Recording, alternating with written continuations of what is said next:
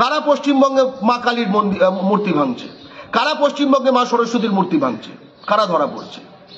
কাকদ্বীপে মা কালীর একটি মূর্তি গলা থেকে কেটে নেওয়া হয়েছে, গলা থেকে, ঠিক আছে? এবং মা কালীর সন্তান হিসেবে আমি এবং আপনারা যে প্রচন্ড ক্ষোভে ফুঁসছিলেন, সে একই ক্ষোভে আমরাও ফুঁসছিলাম। বাংলা পক্ষ একদম প্রথম থেকে প্রতিবাদ করে স্পষ্ট বলেছে যে যারা মা কালীর মুণ্ডচ্ছেদ করেছে তাদের ধ্বংস চাই এবং সেই অপরাধীদের চরম শাস্তি দিতে হবে। এটা আপনি বাংলা পক্ষর পেজে, আমার প্রোফাইলে, যে কোনো জায়গায় দেখে নিতে পারেন। আমরা খুব স্পষ্টভাবে এই কথাটা বলেছি এবং একই সঙ্গে আমরা যেটা বলেছিলাম যে পুলিশ দ্রুত গ্রেপ্তার করুক। এবং আমরা এই সময় টিভিতে দেখলাম যে এবিপি, রিপাবলিক, এই ধরনের চ্যানেলগুলো, সেগুলো খুবই প্রচার করছে এই জিনিসটা, এবং সেটা প্রচার করা উচিত, কারণ এটা কোনো সাধারণ ঘটনা নয়। এই পশ্চিমবঙ্গে মা কালীর মূর্তির মুণ্ডচ্ছেদ করা হবে, এটা খুব সাধারণ ঘটনা নয়। এবং আজকে সকালে ঘুম থেকে উঠে, একটু লেট উঠেছিলাম, গতকাল যেহেতু আমার মায়ের দিকে প্রতিপদে ভাইফোঁটা হয়, একটু লেটে উঠেছিলাম, খাওয়া দাওয়া ছিল।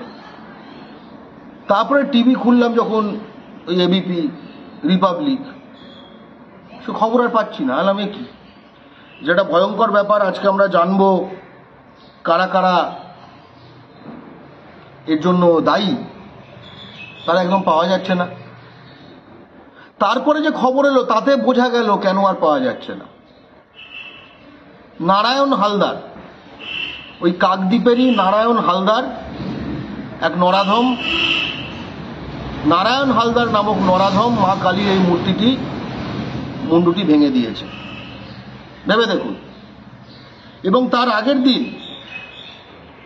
আমি যখন নানা বিষয়ে সোচ্চার হচ্ছিলাম, তখন ওই ধরনের বিজেপির প্রোফাইল থাকে না, যে ঠাকুর দেবতার ছবি দেওয়া কিন্তু লক প্রোফাইল, যেগুলো হয় যে টাইপের, তারা এসে বারবার বলছিল, কিরে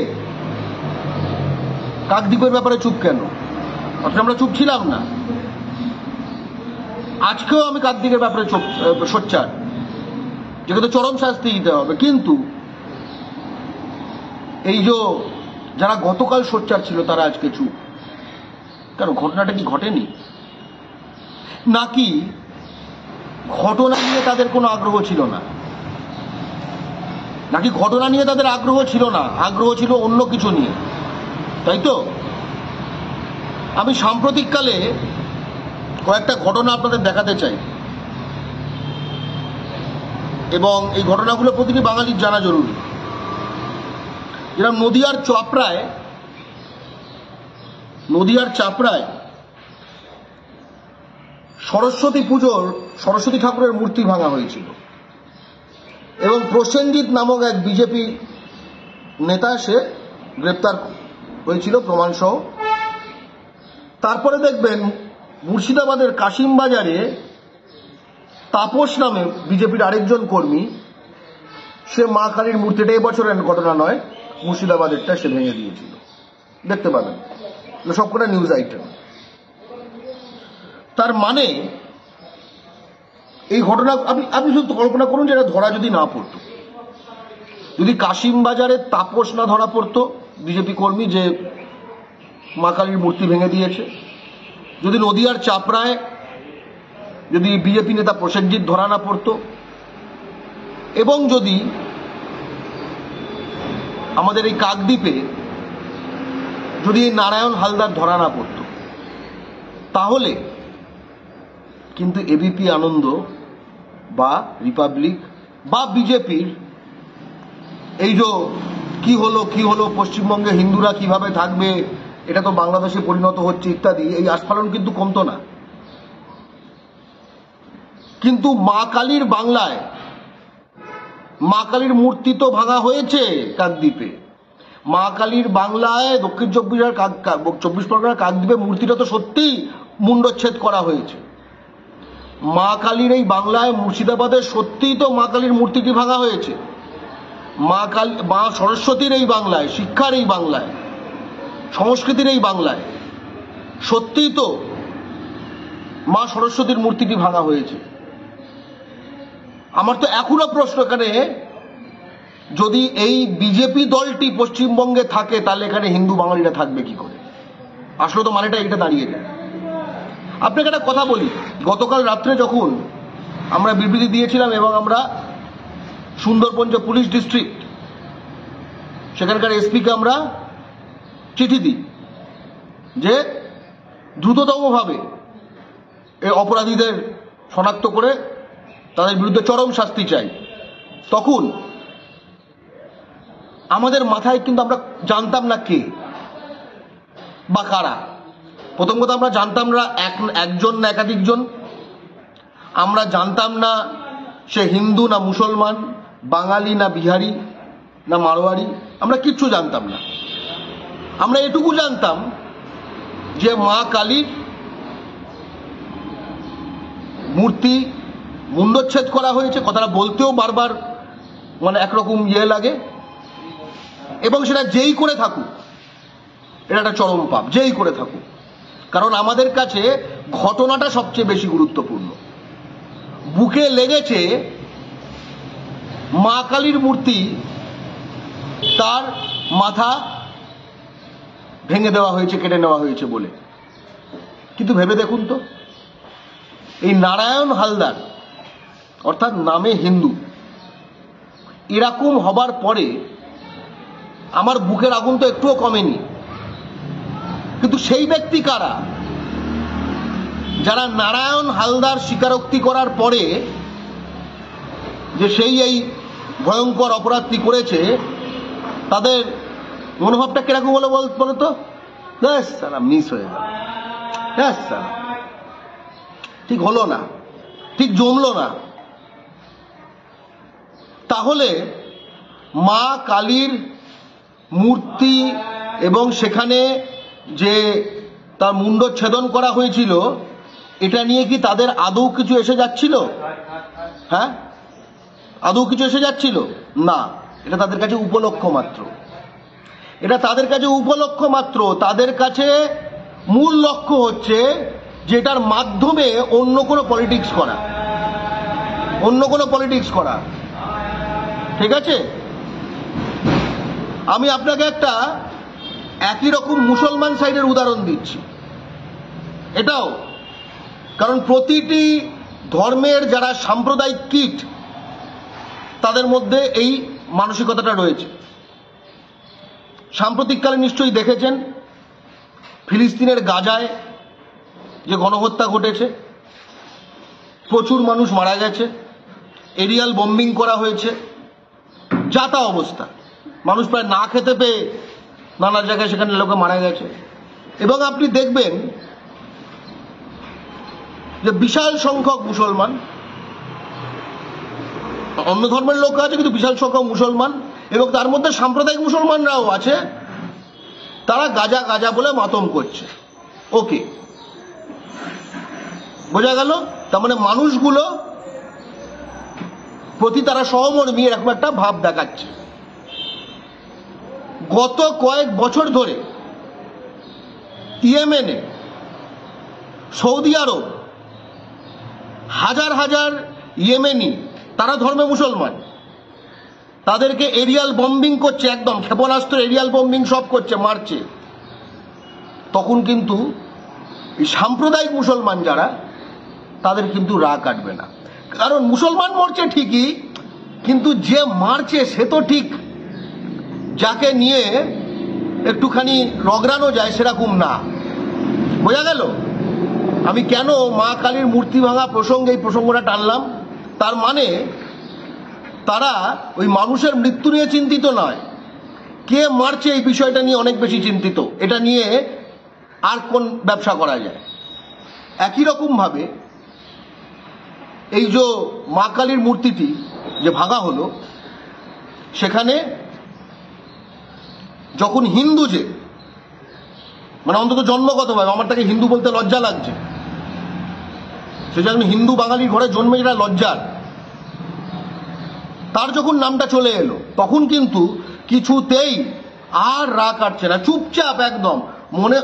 আমার গতকাল যখন আমরা প্রতিবাদ করলাম, একজন লিখছে কুমিরের অশ্রু, ভাবুন আজকে সে গায়েব, আজকে সে কুমিরও নেই অশ্রুও নেই। ভাবো, আজকে তাকে আর খুঁজে পাওয়া যাচ্ছে না, আজকে যেন কিছুই ঘটেনি, এখন নতুন কিছু খুঁজছে। এটা ঠিক হলো না, এটা ঠিক লাগলো না।